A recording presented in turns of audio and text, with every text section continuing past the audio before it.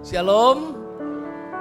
Tuhan, dengan hati yang tenang, dengan perhatian yang kita berikan untuk mendengarkan suara firman Allah, bejana yang kosong siap untuk diisi, dan hati yang lembut untuk dibentuk Tuhan.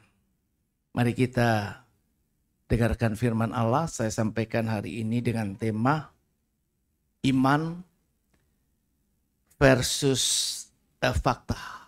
Oke.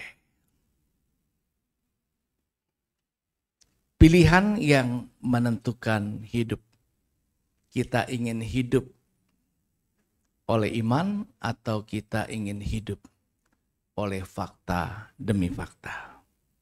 Di dalam 2 Raja-Raja pasal yang ke-7 ayat 1 sampai yang ke-20, di sana ada kisah bagaimana Tuhan menolong bangsa Israel yang menghadapi situasi pada waktu itu kelaparan yang hebat.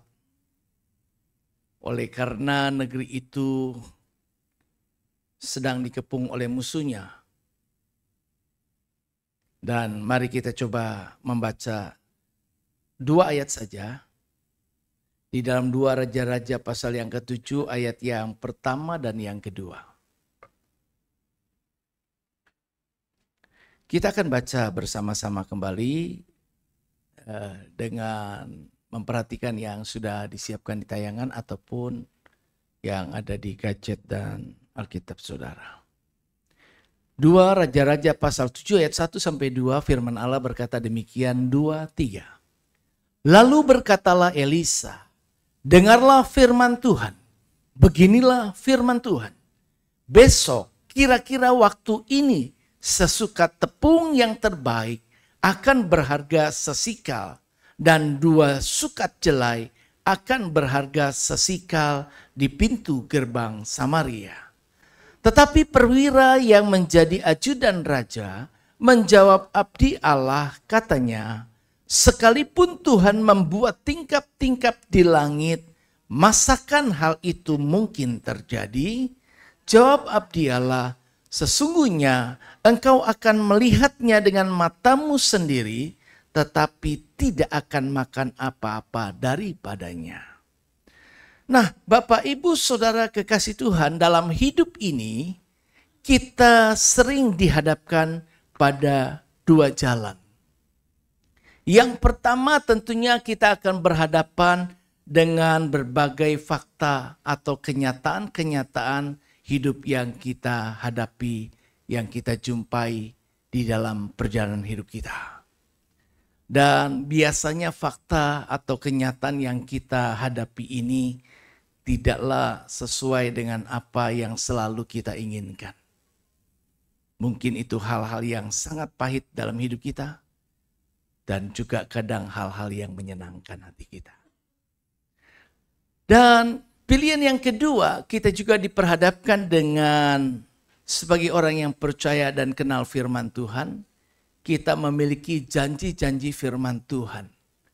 Dan kita punya pilihan untuk hidup oleh janji firman Tuhan dengan iman percaya kepada janji-janjinya, atau kita tidak mempercayainya. Nah, ini semua menjadi 2 jalan pilihan hidup yang tentunya akan menentukan hasil dari kehidupan kita itu sendiri. Kota Samaria sedang dikepung oleh tentara Aram.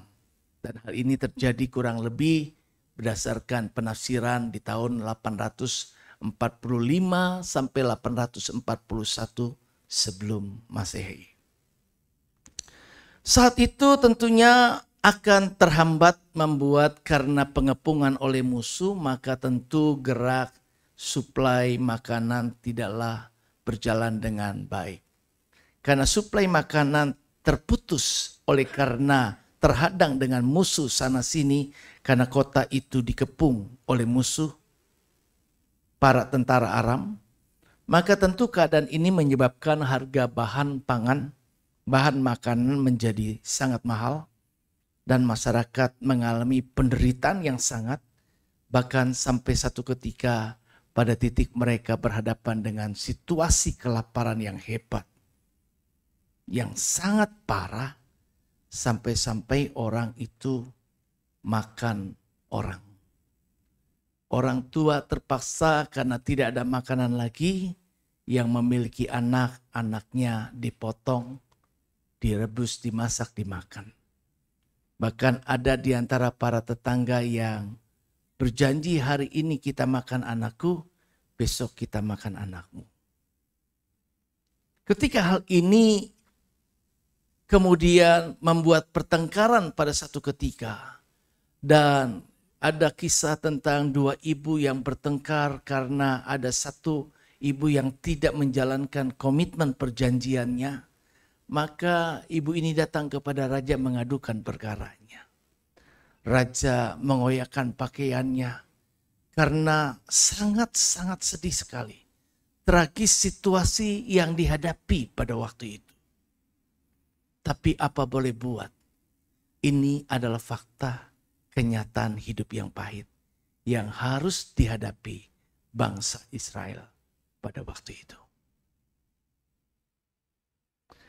Kemudian di situasi yang seperti ini, Nabi Elisa menyampaikan nubuatan bahwa besok, bukan nanti, besok pada waktu yang sama,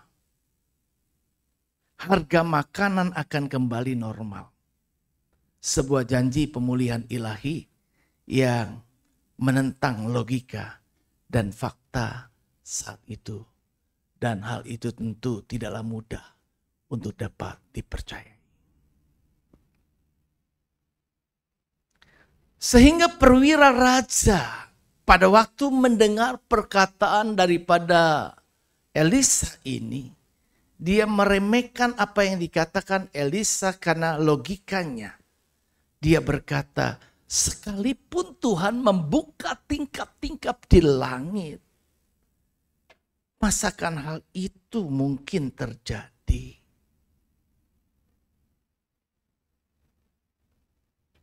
Gak akan mungkin, apalagi kau bilang besok. Kenyataan yang kami hadapi, kami masih dalam pengepungan. Suplai makanan terputus, harga begitu tinggi. Dan kenyataan fakta sampai orang membunuh anaknya sendiri untuk dimakan bersama. Tapi Alkitab tadi yang kita baca membuktikan pada akhirnya bahwa ajudan ini melihat mujizat itu terjadi. Tapi ia sendiri tidak dapat menikmatinya. Ini bukan sekedar kisah zaman dulu. Ini adalah pertarungan hidup yang kita hadapi setiap hari. Bahwa kita pun bisa berhadapan dengan situasi-situasi semacam ini. Walau tidak sama situasinya.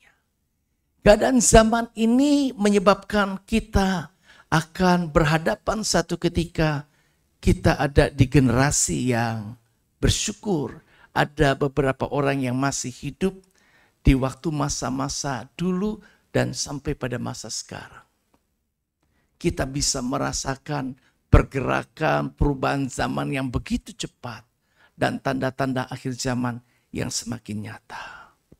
Yang pada akhirnya saya berkesimpulan kembali melekat selalu diingatan nubuatan yang berkata satu ketika akan ada kesukaran yang besar. Kesukaran yang besar adalah sesuatu yang pasti akan terjadi. Karena memang itu nubuatan Alkitab dan firman Allah. Kita akan berhadapan dengan situasi ekonomi yang tidak makin mudah. Dan hal-hal yang mengancam keadaan keuangan yang repot. Usaha mulai makin berat. Tingkat kemampuan daya beli makin berat. Gaji gitu-gitu aja. Harga mulai tinggi naik. Kemampuan kita untuk memenuhi kebutuhan semakin sulit. Beberapa orang masih hidup nyantai. Dia bisa kerjakan seperti biasanya. Tapi beberapa orang sudah mulai menghitung dan mulai berhemat. Sabtu depan kebetulan saya ini, bukan kebetulan. Saya akan berbicara tentang ekonomi, uang yang saya sebenarnya kalau dibilang saya nggak ahli. Tapi saya nggak tahu kenapa teman-teman pilih saya dan berkesimpulan cocok buat saya. Breakthrough in financial wisdom. Jadi terobosan di dalam hikmat keuangan dari kacamata Alkitab dalam sebuah retreat alumni. Tapi awalnya saya coba untuk menghindar menerima ini dengan menunda waktu. Saya bilang nanti saya kabarin kalau saya bisa. Tapi ketika waktu berjalan, saya pikir ya sudahlah, saya juga waktunya bisa. Jadi saya terima. Dan Tuhan buka jalan sehingga ada wawasan yang terlintas di benak pikiran tentang apa yang perlu saya bicarakan. Situasi yang sekarang kita akan hadapi nantinya tidaklah mudah. Tidaklah mudah. Jadi yang bekerja, ada binaan saya, terakhir bicara saya sempat agak marah. Walau seharusnya saya mampu bisa menahan lebih. Tapi agak kesel karena gak mau dengar. Dia pengen keluar dari pekerjaan yang sekarang. Berkata Tuhan punya bicara dengan ini dan seterusnya. Saya katakan. Banyak orang nganggur mau cari kerja. Kamu yang sekarang sudah kerja mau lepaskan kerja. Kamu sudah siap. Jangan bikin masalah baru. Pertahankan yang ada. Karena hari-hari ini bekerja itu gak mudah. Banyak PHK. Perusahaan besar mengurangi karyawan. Hidup makin berat. Itu sudah terjadi di masa yang lalu. Nah, sekarang kalau kita berhadapan nantinya di situasi semacam itu, apakah nanti aku akan hidup berdasarkan iman? Aku akan hidup atau aku akan hidup berdasarkan fakta kenyataan? Lagu boleh katakan dan kita boleh nyanyi. Janjimu seperti fajar pagi hari. Nyanyi enak. Tapi kalau udah berhadapan dengan fakta, nanti dulu.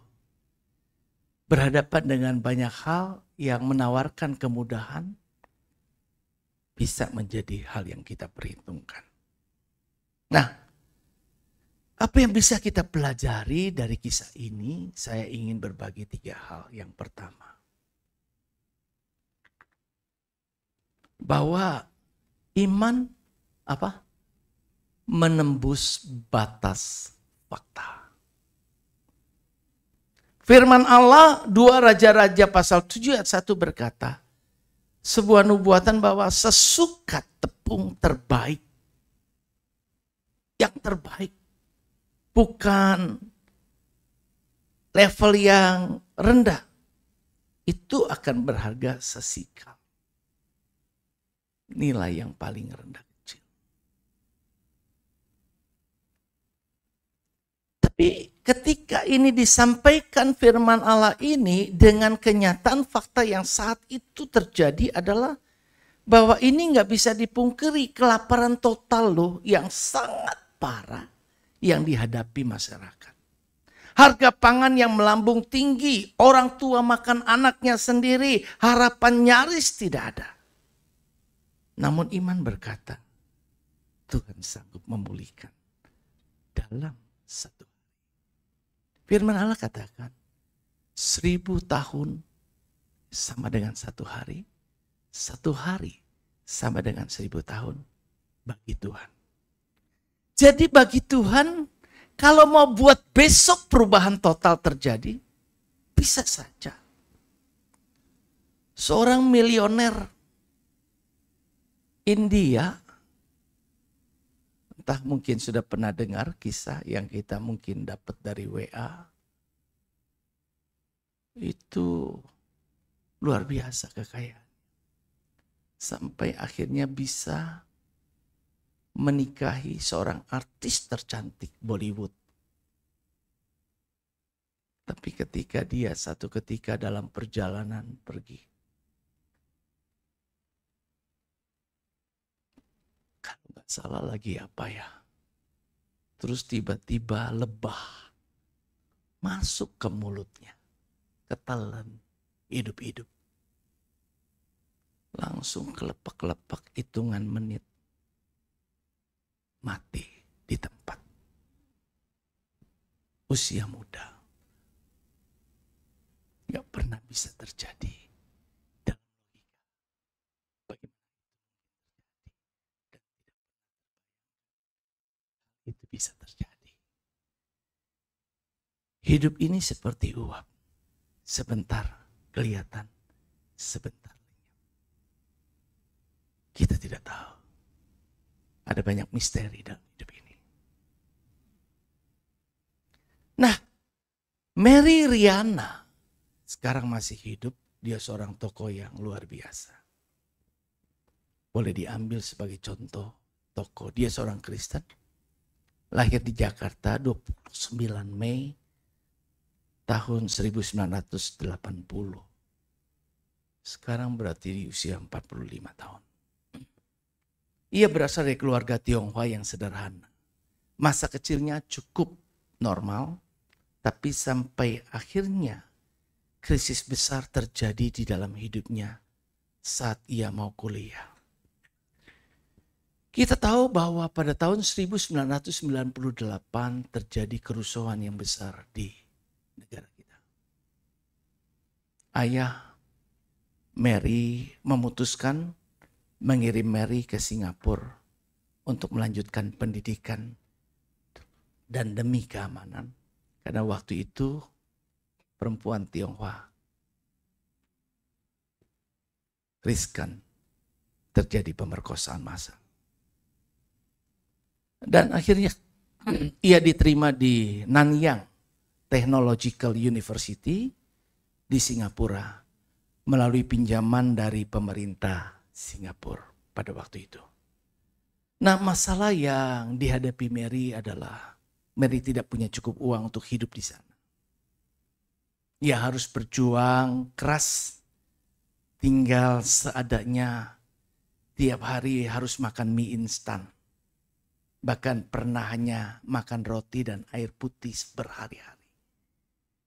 Oleh karena kondisi yang ada. Dan akibat dari situasi yang berat hari lepas hari, biaya kuliah dan hidup yang cukup tinggi negeri orang, Mary mulai terlilit utang lebih dari 40.000 Singapura dolar atau ratusan juta rupiah. Ia sempat merasa putus asa dan depresi banget. Bahkan berpikir bahwa hidupnya akan berakhir sia-sia. Tidak ada harapan ke depan. Namun Mary memilih untuk tidak menyerah. Di situasi yang seperti itu ia berkata dalam hati, kalau hari ini Tuhan masih beri aku hidup, berarti masih ada rencana besar Tuhan dalam hidupku. Tuhan belum selesai dengan aku.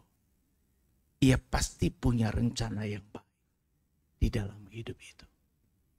Dan ia coba mulai bangkit mengimani ini, terus berpikir dan memperkatakan ini di dalam pribadinya. Sehingga ia mulai bekerja keras, menjual produk dari rumah ke rumah, bangun pagi pulang malam, menahan lapar, ditolak, diremehkan berkali-kali. Di masa usia masih muda, kuliah belajar. Tidak bergantung lagi sepenuhnya kepada orang tua. Karena memang keadaan situasi yang berat. Ia belajar mengembangkan diri. Kemudian dia belajar dunia bisnis secara otodidak tanpa ada banyak orang yang bisa mengajar dia. Pada usianya di 26 tahun, Mary berhasil melunasi semua hutangnya dan meraih penghasilan $1 juta. Untuk pertama kalinya melalui perusahaan jasa keuangan dan motivasi yang ia lakukan. Ia mulai belajar memberikan motivasi, training, dan lain sebagainya. Sampai akhirnya ia dikenal sebagai salah satu motivator wanita tersukses di Asia saat ini. Dan ia mendirikan perusahaan, menulis buku bestseller seperti A Gift from a Friend dan Mimpi $1 juta yang bahkan diangkat menjadi kisah film di TV dan layar lebar. Nah, hari ini Mary adalah istri dari Alpha Cenderasa dan ibu dari anak-anak yang ia sayangi. Ia rutin membagi motivasi rohani dan dia terus menjadi orang yang selalu diundang di berbagai hal untuk memberikan sebuah motivasi keberhasilan. Ia percaya bahwa kesuksesan bukan seberapa kaya kamu, tapi seberapa besar dampak yang bisa kamu berikan bagi orang lain. Itu yang dilakukan Mary. Bagaimana ia coba mempersiapkan hidup dan diri agar hidupnya bukan bergantung kepada orang, tetapi bisa berdampak buat orang lain. Sehingga ia menjadi pribadi yang berguna. Dengan berguna, ia bisa mendapat banyak berkat dari hal itu.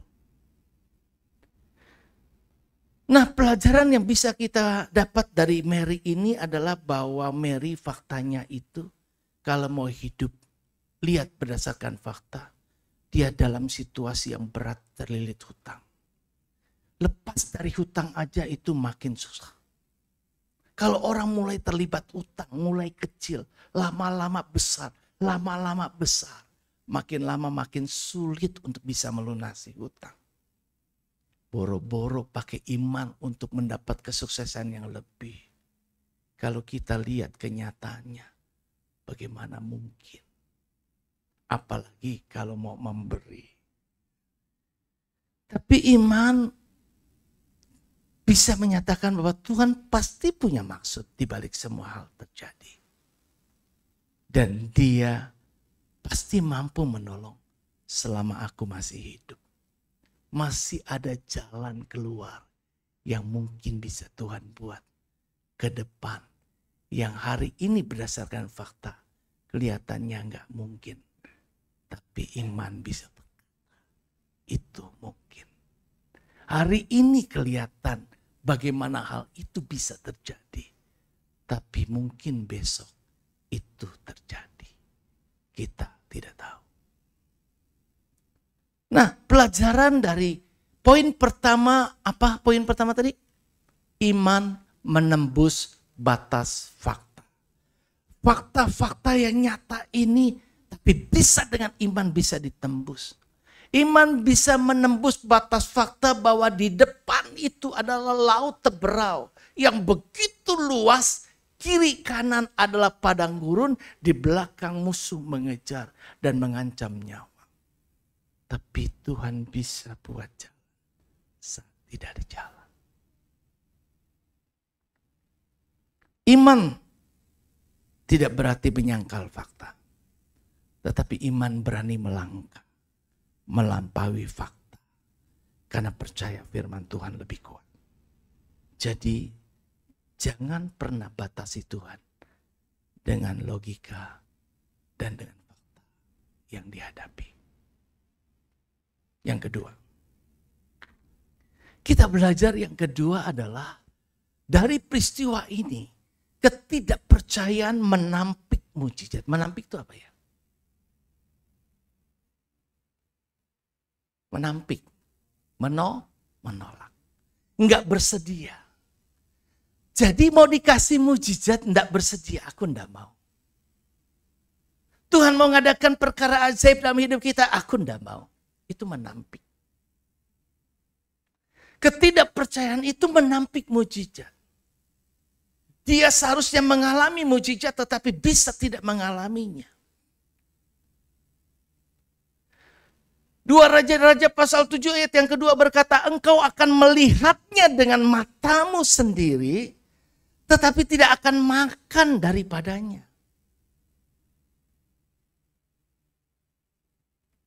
Ajudan raja tidak percaya janji Tuhan.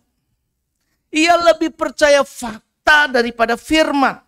Dan akibatnya ia melihat mujizat tapi tidak mengalaminya. Ketidakpercayaan membuat kita kehilangan mujizat yang seharusnya kita bisa alami. Karena fakta yang kita jumpai bisa berbicara lebih keras daripada yang lain. Seorang tokoh Kristen internasional terkenal namanya Charles Templeton.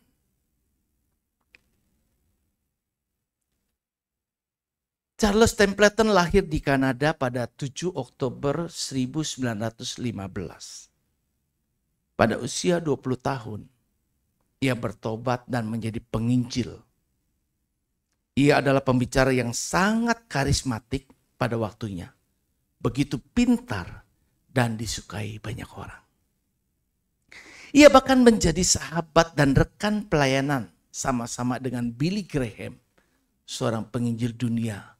Dan kita tahu itu sangat terkenal di awal pelayanan mereka. Banyak orang percaya dan melihat dengan prestasi Templeton dalam pelayanan bersama Billy. Ini orang bakal menjadi pemimpin kekristenan yang besar di abad 20 nanti. Sayangnya Templeton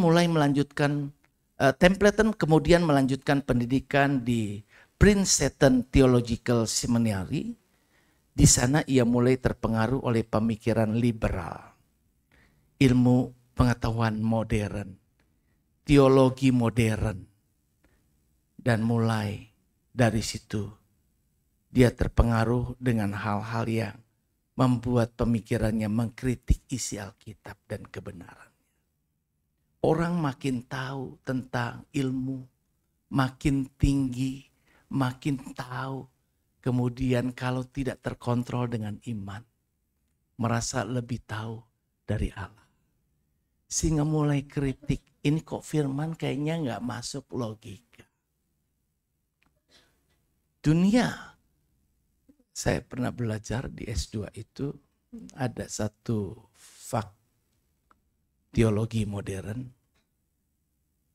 Jadi pemikiran-pemikiran di era modern sekarang ini banyak sekali intinya Alkitab itu yang dimanusiawikan. Alkitabnya nggak berubah. Manusia coba memanusiawikan dengan situasi zaman yang ada.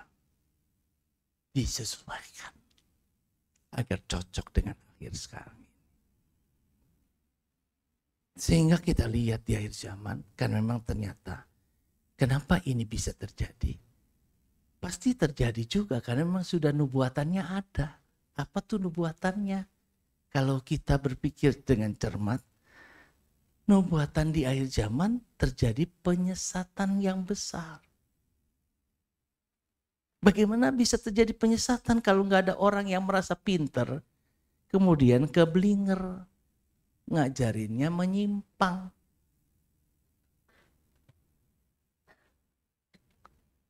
Serupa tapi tak sama. Nah, itulah yang terjadi pada diri Templeton pada waktu itu. Ia mulai terpengaruh dengan hal itu dan ia mulai mempertanyakan banyak hal. Apakah Alkitab itu benar ya? Mengapa ada penderitaan ya? Bagaimana mungkin Tuhan yang baik itu kok membiarkan tragedi dunia terjadi?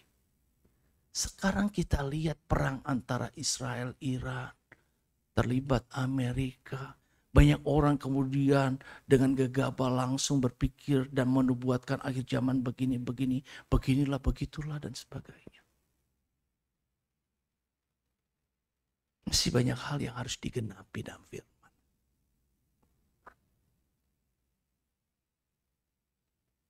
Dan akhirnya Charles Templeton menyatakan diri meninggalkan iman Kristen.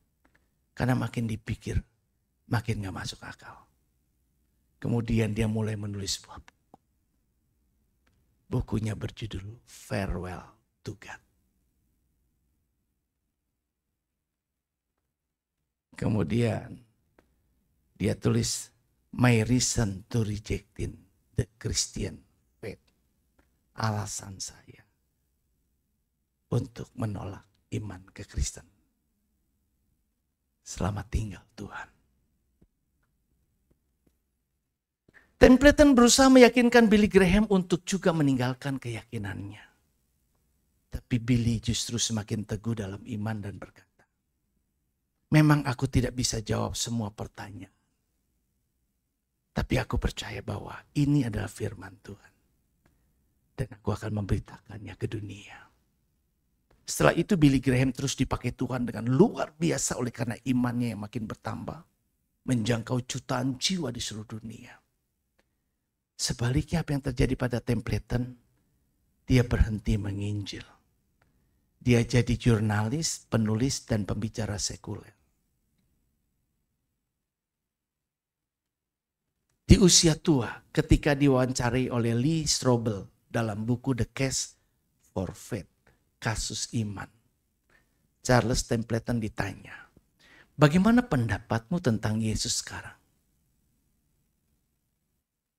Ia terdiam, suaranya mulai bergetar dan berkata, saya rindu dia, Yesus.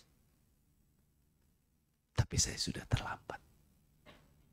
Di usia yang seperti ini, dia tidak lagi bisa pulih seperti yang dahulu.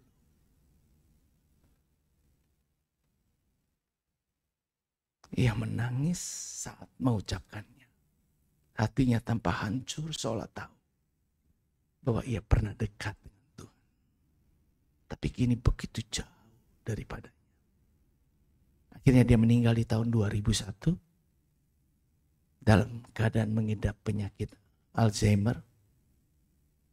Dan ia meninggal dalam situasi yang tidak beriman kepada Tuhan. Seorang penginjil hebat, tapi meninggalkan iman, kepercayaan. Sekelas Billy Graham. Ketidakpercayaan menampik mujizat. Dulu dalam pelayanannya, dia bisa menghadirkan banyak mujizat. Tapi kini hidupnya tragis. Setelah hidup dalam ketidakpercayaan. Karena mempertanyakan banyak fakta yang bertentangan dengan iman.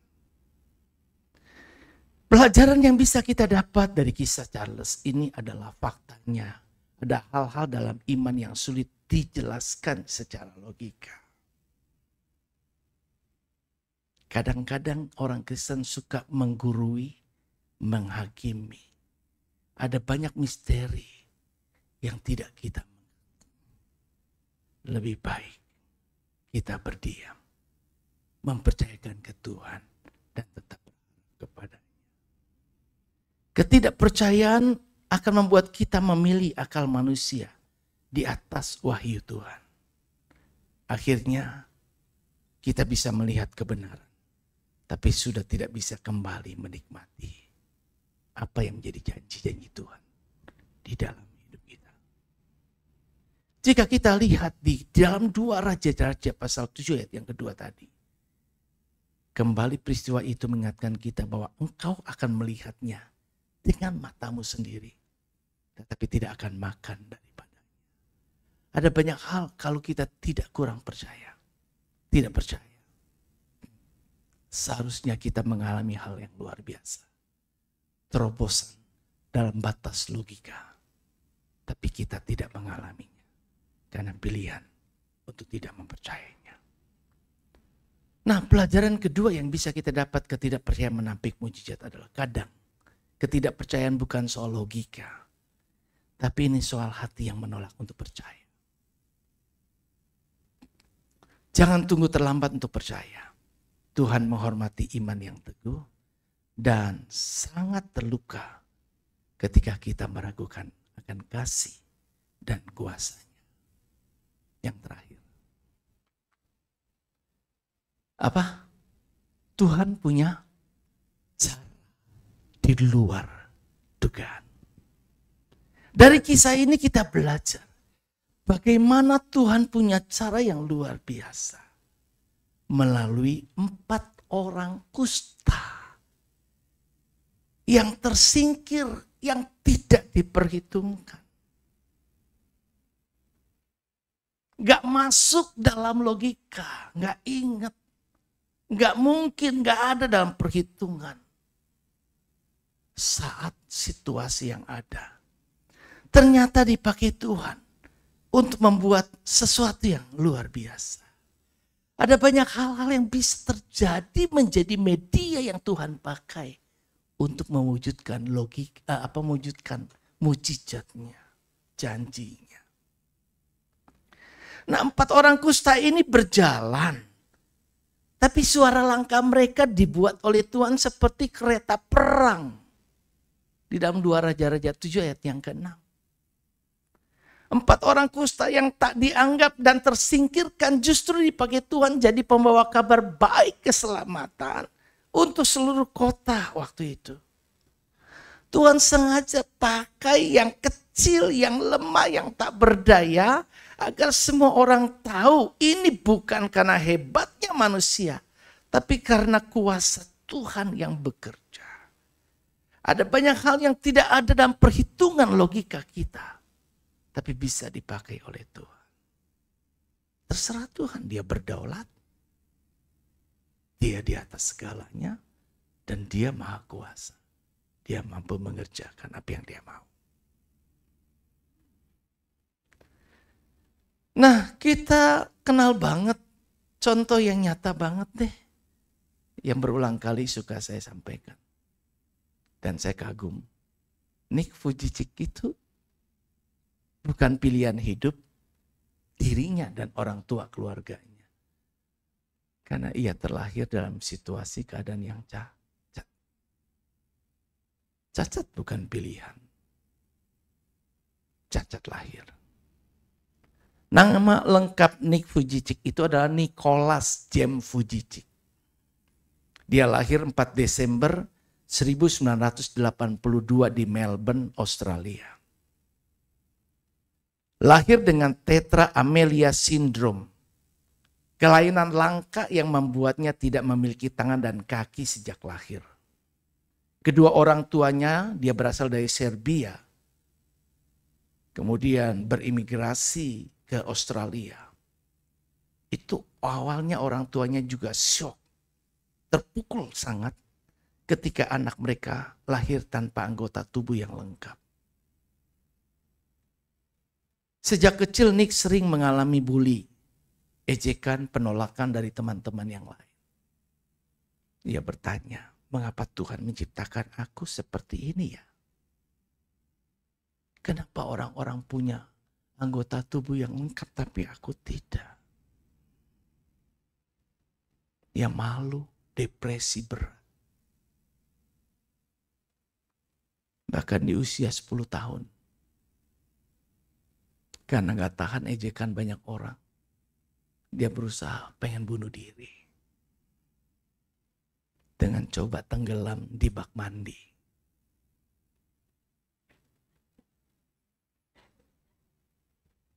Akhirnya selamat.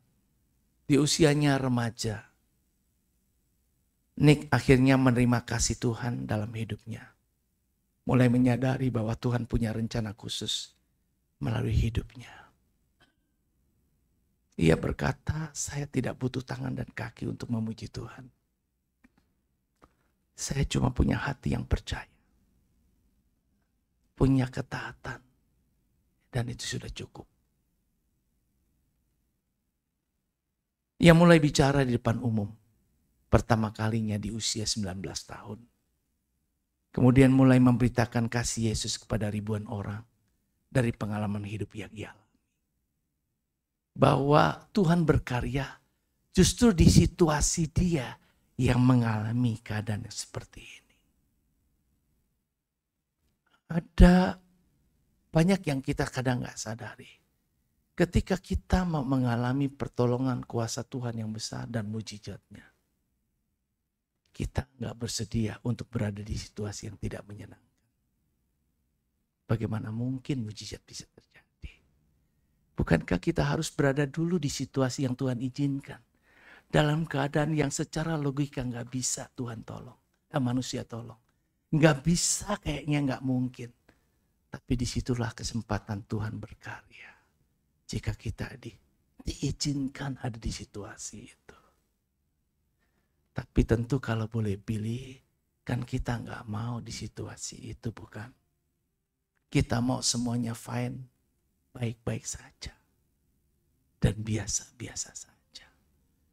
Seorang gak akan mungkin bisa jadi dokter jika dia tidak bersedia melewati proses dari tingkat sekolah SD, bahkan TK, atau mungkin playgroup.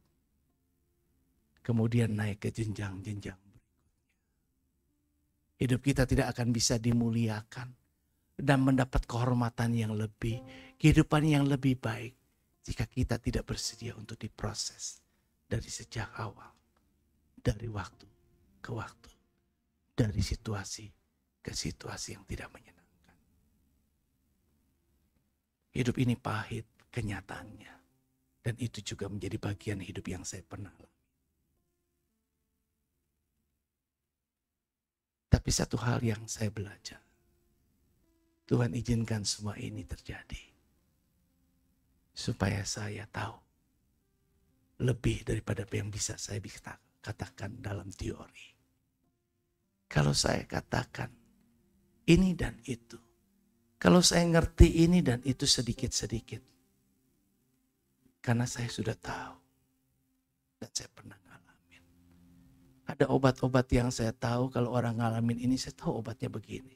Saya tahu obatnya gitu. Kan dulu saya pernah juga diobatin begitu. Saya tahu obat ini ampuh karena saya pernah ngalamin itu. Jadi saya tahu belajar dari semuanya. Itu semua maksud Tuhan juga dalam hidup kita. Dia proses bentuk kita sedemikian rupa agar kita bisa mengalami hal yang lebih baik dalam hidup ini. Itu juga yang dialami oleh Nick. Karena itu dia coba membenahi diri. Di situasi seperti itu, dia mulai bangkit. Nick mendirikan organisasi Life Without Limb. Hidup tanpa anggota tubuh.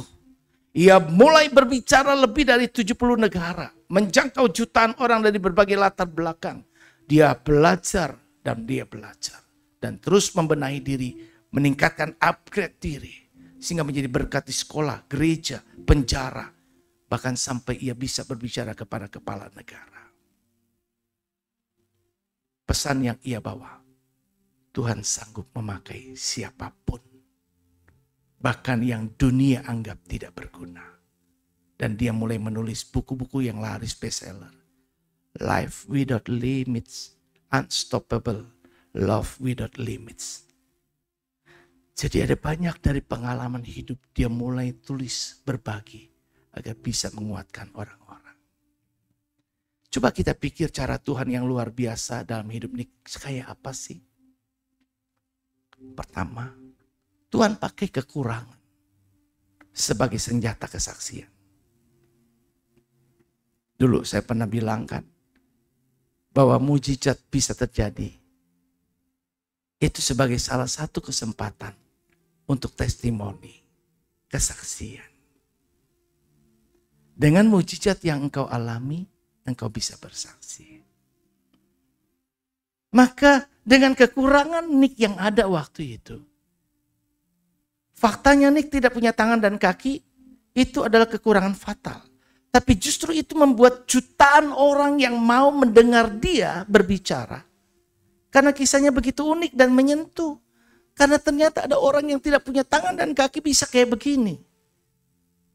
Yang orang lain anggap sebagai kelemahan. Justru jadi platform besar bagi kesaksian kuasa Tuhan yang luar biasa. Karena di tengah-tengah situasi kayak gini Tuhan berkarya dalam hidupnya. Yang kedua, Tuhan pulihkan luka batin lewat tujuan ilahi. Nick sempat mau bunuh diri, putus asa, bahkan mempertanyakan cinta Tuhan kepada dirinya. Tapi Tuhan menemukan dia dalam masa tergelap dia dan memberi tujuan hidup yang baru untuk melayani orang yang sedang menderita. Tuhan tidak hanya menyelamatkan hidup Nick, tapi dia juga mengubah arah hidup Nick. Jadi misi penyelamatan bagi banyak orang. Yang ketiga, bahwa Tuhan buka juga pintu global lewat keterbatasan Nick. Dengan keterbatasan yang dia miliki, bahkan justru menerobos batas-batas itu sehingga bisa menjangkau dunia. Bukan di tempat dia mana hidup, tetapi di dunia yang lain. Siapa sangka orang yang tanpa tangan dan kaki bisa keliling dunia. Berdiri di depan presiden, sekolah, gereja, stadion.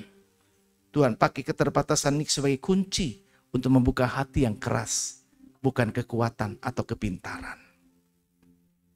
Dan yang keempat, Tuhan beri keluarga penuh kasih yang tidak masuk akal bagi dunia. Banyak orang bilang, mana mungkin ada perempuan yang mau menikah dengan dia.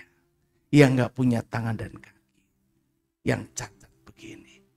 Tapi ternyata Nick menikahi wanita yang cantik dan baik.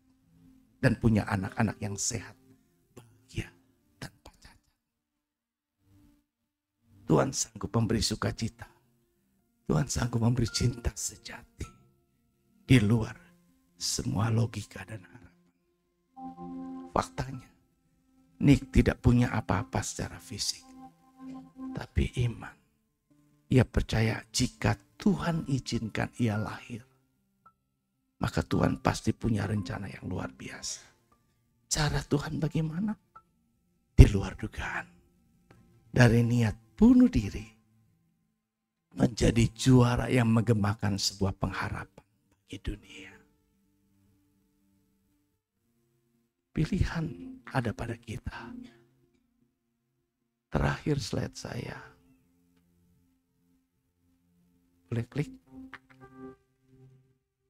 Ibrani 11 ayat 6 berkata, tanpa iman tidak mungkin orang berkenan kepada.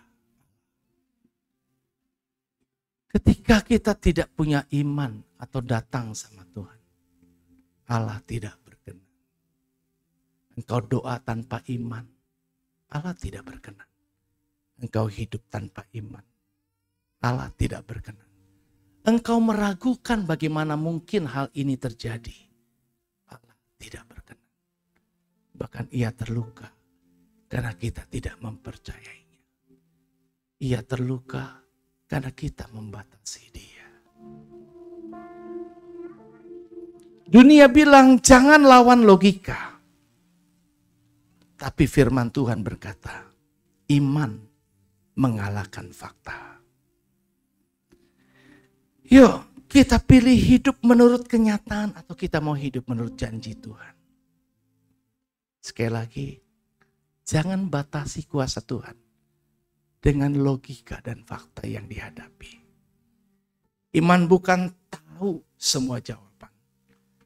Tapi percaya pada Tuhan yang pegang masa depan. Fakta bisa mengecewakan. Tapi iman mengarahkan pada mujizat yang bisa dialami setiap orang yang percaya. Janjimu seperti fajar pagi hari. Kita angkat pujian. Mari kita pakai diri. Ketika ku hadapi kehidupan ini, jalan mana yang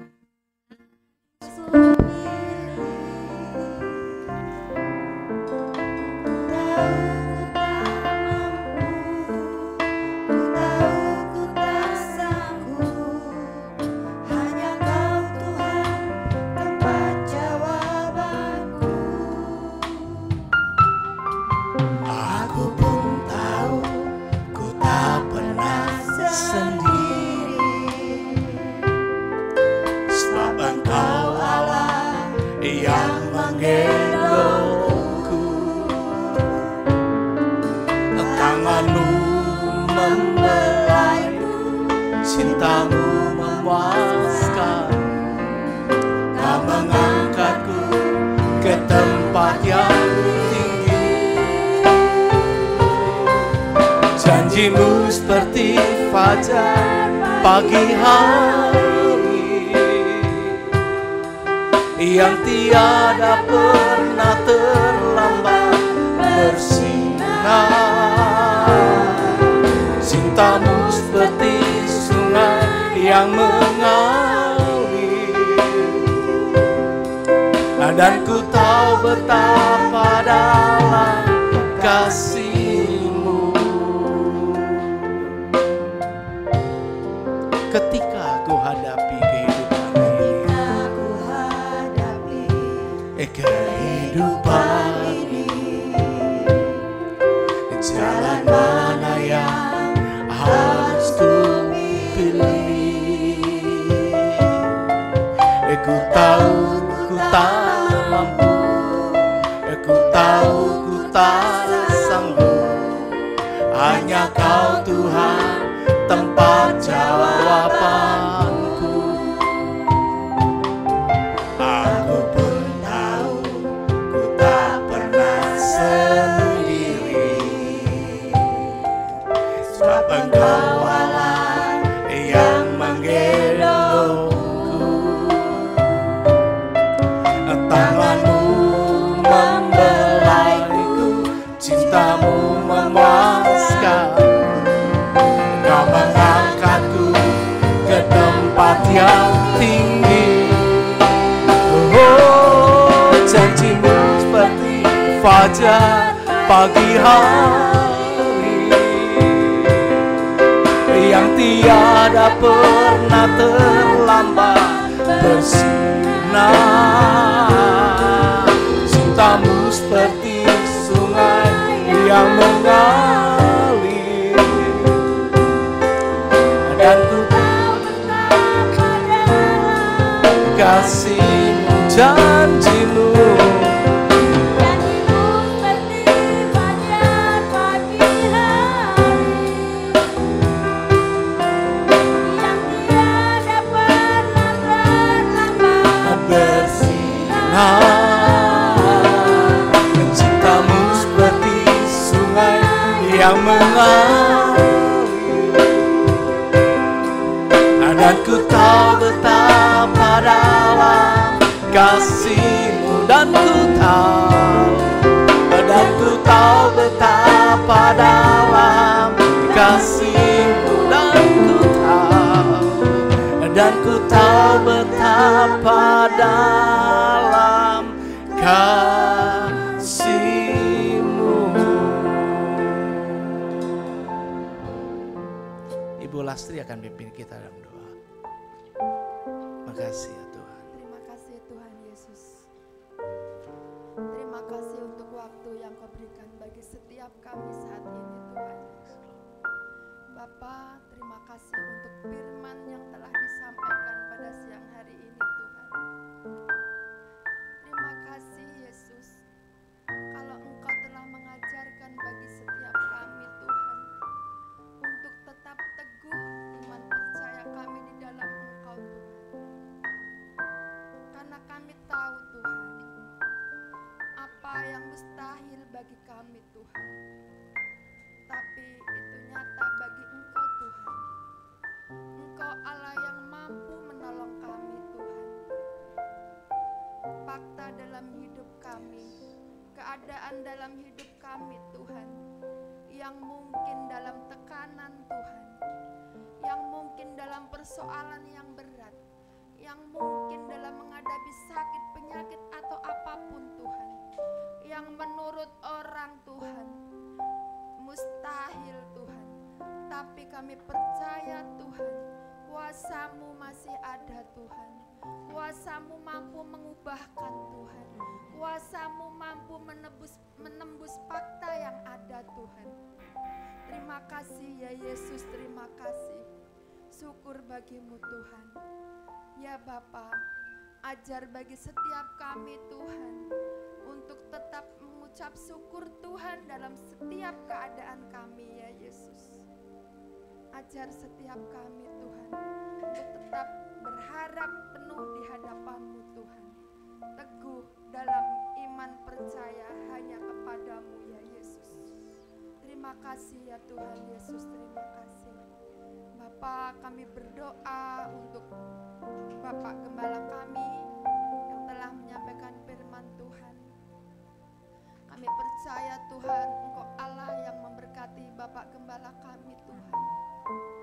Engkau Allah yang memberikan pengurapan yang baru atas Bapak Gembala kami ya Yesus. Ya Tuhanku, terus Kau pakai Bapak Gembala kami ya Tuhan. Dalam penggembalaan di tempat ini sekalipun Tuhan, Kau berikan kekuatan yang baru, Kau berikan kesabaran Tuhan, Kau berikan kemampuan ya Yesus.